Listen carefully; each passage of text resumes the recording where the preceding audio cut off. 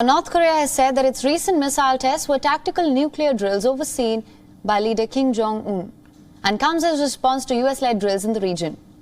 North Korean state media, the KCNA, released two pictures of Kim overseeing the tests and said that Pyongyang decided to organize these military drills under the simulation of an actual war. The state media said that North Korean army units were involved in the operation and went on from the 25th of September to the 9th of October. The aim of the operation was to check and assess the war deterrent, along with the nuclear counter-attack capability of the country. Pyongyang says that it demonstrated the effectiveness of its nuclear combat forces and that it stands ready to hit and destroy targets from any location. But here's what's more concerning. That's North Korea's statement. I'm quoting here. Even though the enemy continues to talk about dialogue and negotiations, we do not have anything to talk about, nor do we feel the need to do so. Kim Jong Un has long wanted to develop tactical nukes, smaller, lighter weapons here designed for battlefield use. He also made developing small nukes a top priority at the Key Party Congress in January last year. Last month, North Korea revised its nuclear laws, emphasizing a wide array of scenarios in which it could use the nukes. Kim has declared North Korea an irreversible nuclear power, effectively ending the possibility of denuclearization talks. The escalation in the Korean peninsula comes after the US and South Korea held joint maritime exercises involving a US aircraft carrier on Friday. The naval exercises involved the US carrier Ronald Reagan and its strike group.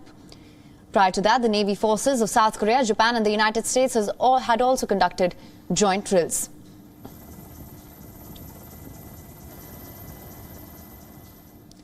Now, for more on this, we're being joined by Dr. Robert Edmund Kelly from Busan, South Korea, who is a political analyst and expert on inter-Korean affairs. Thank you so much for joining us on this broadcast. Thank you for having me.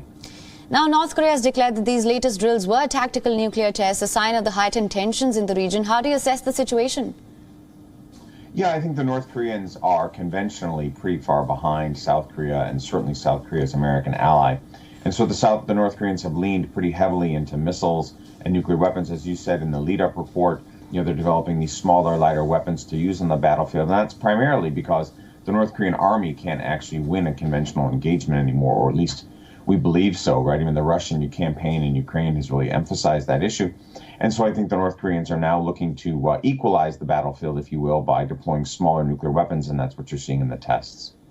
All right, so going forward, are we likely to see an increase in volatility, more drills perhaps? What do you say is an effective and long-term solution to this, given that North Korea has completely now ruled out the prospects of denuclearization talks?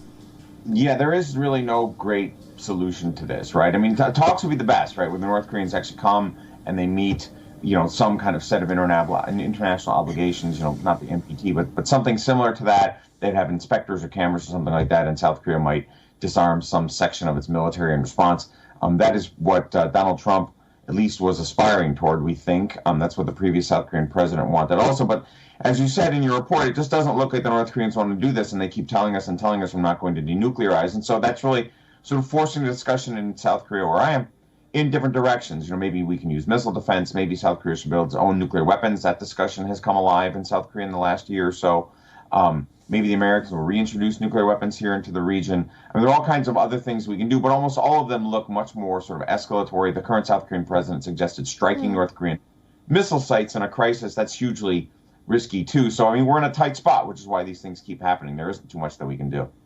All right. Dr. Kelly, thank you so much for joining us on this broadcast with your insights on this. WION is now available in your country. Download the app now. Get all the news on the move.